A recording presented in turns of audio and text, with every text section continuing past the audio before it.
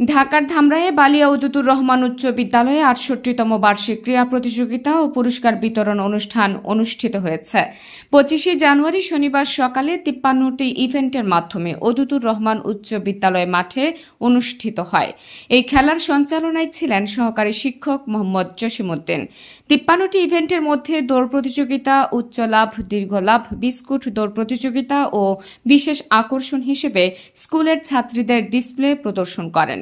বালিয়া উদুতুর রহমান উচ্চ বিদ্যালয়ের প্রধান শিক্ষক মোহাম্মদ জাহাঙ্গীর আলমের সভাপতিত্বে ক্রীড়া প্রতিযোগিতা উদ্বোধন করেন উদুতুর রহমান উচ্চ বিদ্যালয়ের সাবেক সভাপতি ও আজীবন দাতা সদস্য জিনা আম্বারিন খান। এ সময় বিশেষ অতিথি হিসেবে উপস্থিত ছিলেন আজীবন দাতা সদস্য মোহাম্মদ রাকিবুর রহমান খান ফরহাদ, ম্যানেজিং কমিটির সদস্য জহিরুল ইসলাম বিপ্লব, রাজন আহমেদ, মোহাম্মদ জয়নাল আবেদিন, হাসিবুর রহমান সহ বিদ্যালয়ের শিক্ষক, ছাত্রছাত্রী ও অভিভাবক।